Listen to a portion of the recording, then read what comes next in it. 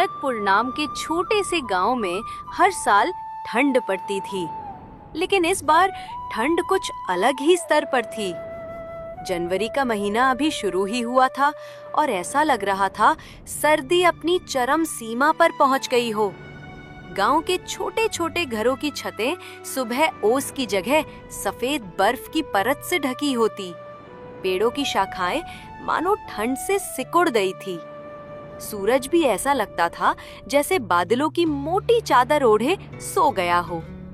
ठंड का मौसम अमीरों के लिए तो बहुत ही सुहाना होता है, लेकिन गरीबों के लिए मुसीबत का पहाड़ टूटने जैसा है। ये ऐसे ही एक गरीब परिवार की कहानी है। गोपाल के परिवार पर ठंड का मौसम कहर बनकर टूटता है। हे ऊपर वाले, ये इतनी ठंड कैसे पड़ा रहे हो? इतनी ठंड में तो घर से निकलना भी मुश्किल हो गया है। लगता है इस बार ठंड कुछ ज्यादा ही बढ़ गई है। सच में ऐसी ठंड तो पहले कभी नहीं देखी। बाहर जाने का तो मन ही नहीं करता। ठंडी हवा बदन को चीरती हुई निकलती है। हाँ मीरा, और देखो सूरज भी जैसे मानो लुका छुपी खेल रहा है। दिन भर कोहरा छाया रहता है। लगता है कि ठंड और बढ़ती चली जाएगी। सच में इस बार ठंड ने तो सबकी हालत खराब कर दी है। तुम बाहर कैसे जाओगे?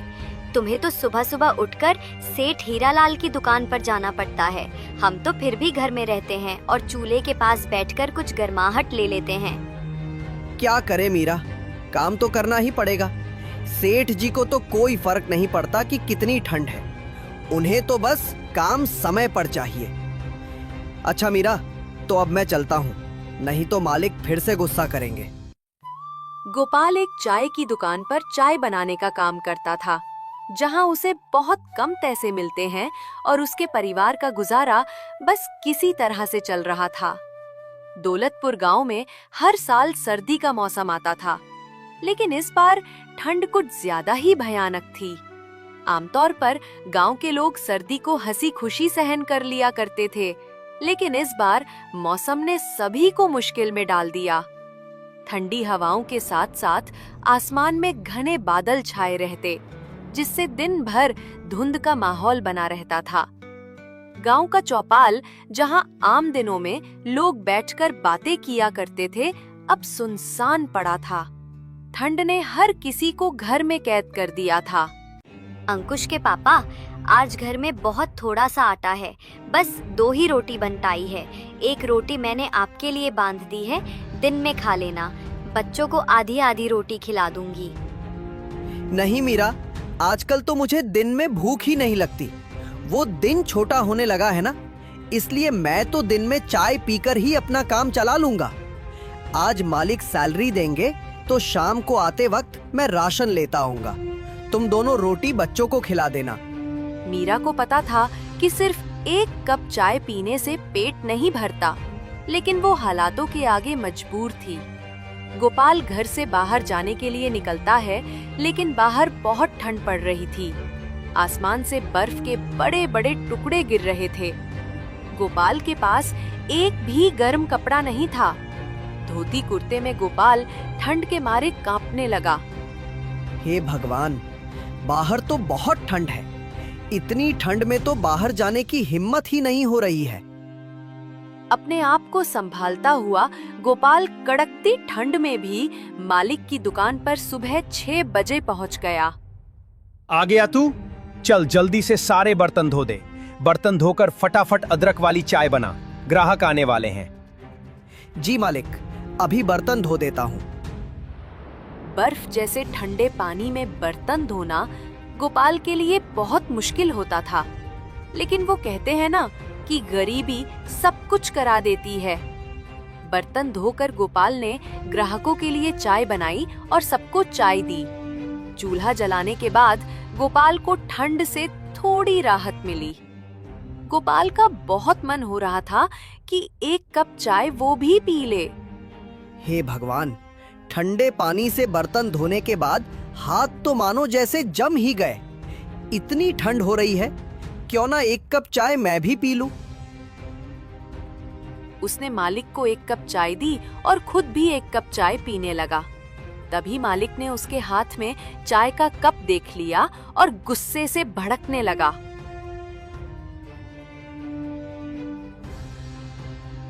ये क्या गोपाल, तुम्हें यहाँ चाय बनाने के लिए रखा गया है या चाय पीने के लिए?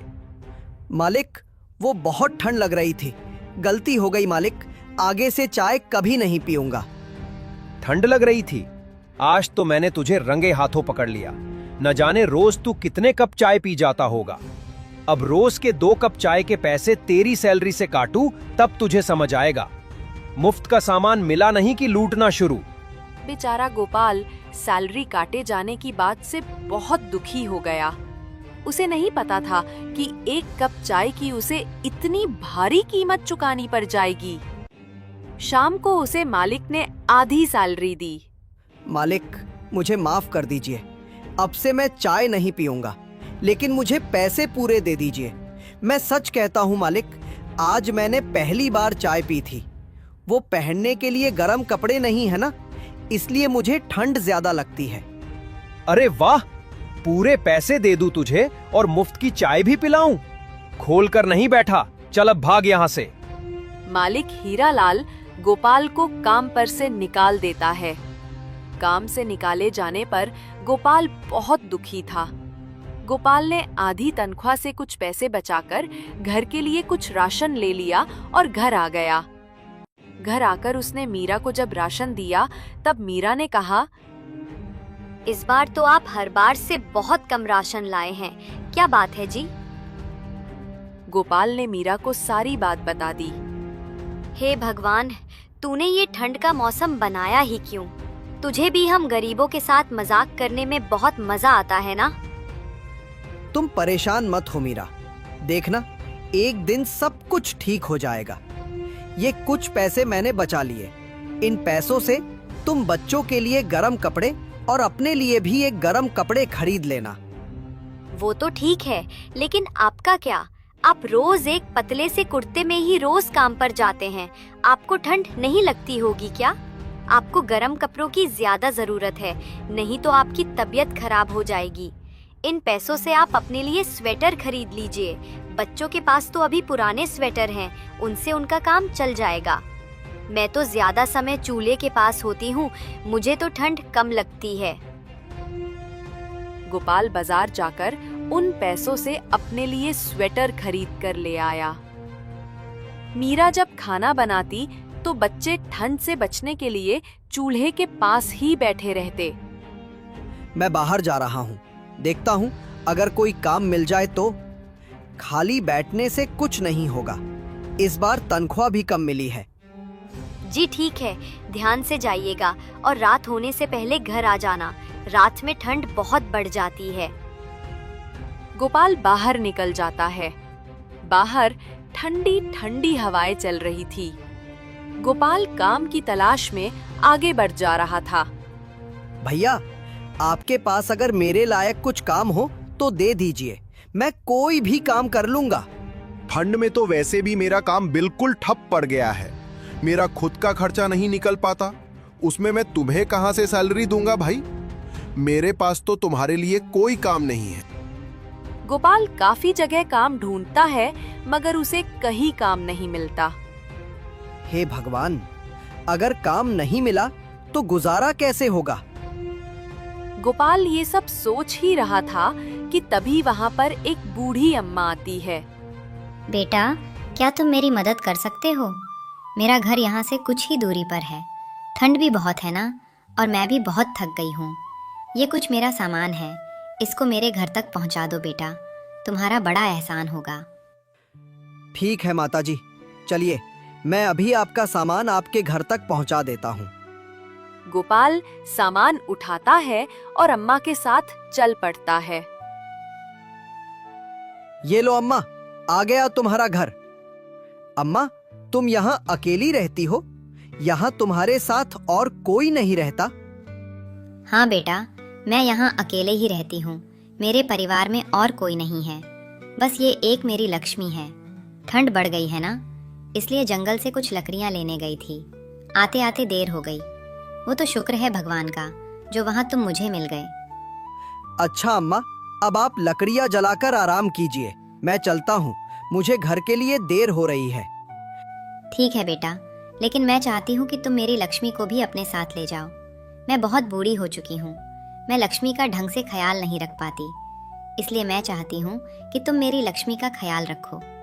ठीक है अम्मा, अगर आप इतना जोर डाल रही हैं, तो आज से मैं आपकी लक्ष्मी का ध्यान रखूंगा। बेटा, इसे चारा सही से खिलाना तो ये तुम्हें बहुत सारा दूध देगी। ठीक है अम्मा, जैसा आप कहो, मैं आपकी लक्ष्मी का बहुत अच्छे से ख्याल रखूंगा। इतना कहकर गोपाल लक्ष्मी को लेकर घर आ जाता है। जब मीरा ने गोपाल को गाय के साथ देखा तो वो बोली, अरे ये किसकी गाय ले आए आप? गोपाल मीरा को सारी बात बता देता है। बस इस तरह अम्मा ने इस लक्ष्मी को मुझे दे दिया और कहा उसका बहुत ध्यान रखना। अब हम इसका बहुत ध्यान रखेंगे, बिल्कुल अपने बच्चों की तरह। मीरा, रात तो होने वाली है, मैं सोच रहा हूँ कि लक्ष्मी के लिए कुछ हरी हरी घास ले आऊं। रात में अगर लक्ष्मी को भूख लगी तो हमारे पास उसे खिलाने के लिए कुछ भी नहीं है।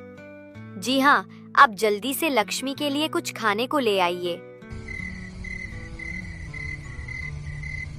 गोपाल जंगल की ओर निकल जाता है और लक्ष्मी के लिए ढेर सारा चारा लेकर घर पहुंचता है और लक्ष्मी को खिला देता है। कुछ देर बाद लक्ष्मी ढेर सारा दूध देती है। देखो मीरा, लक्ष्मी ने तो बहुत सारा दूध दिया है। इतना सारा दूध तो हम पी ही नहीं पाएंगे। लाइए, सबसे पहले मैं कुछ दूध की चाय बना देती हूँ। आज पूरा परिवार एक साथ बैठकर चाय पिएगा। आज हम सब एक गिलास गरम दूध पी करके सो जाएंगे, क्योंकि खाने के लिए अभी हमारे पास बिल्कुल राशन नहीं बचा है। इस तरह गोपाल का परिवार उस दिन लक्ष्मी के दूध से अपना पेट भर लेता है और सो जाता है।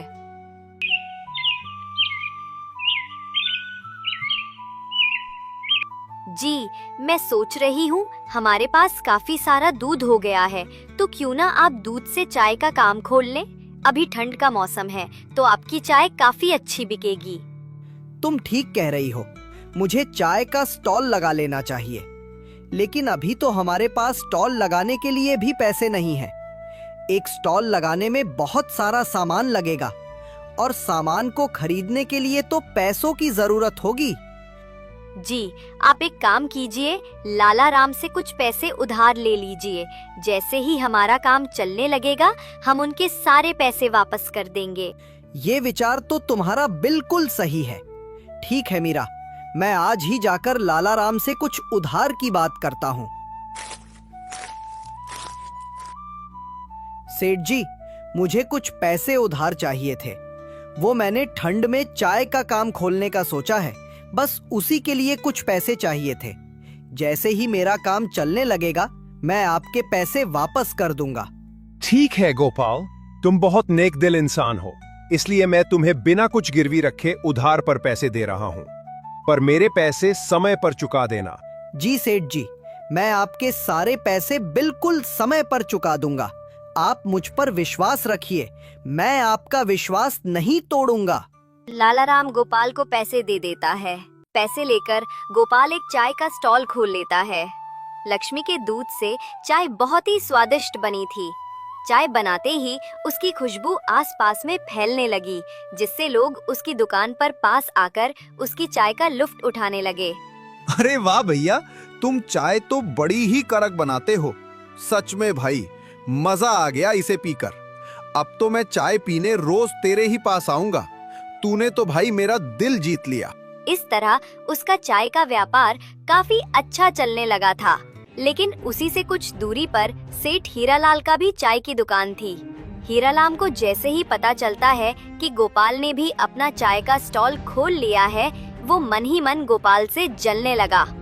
अब गोपाल की चाय की बिक्री काफी अच्छी होने लगी।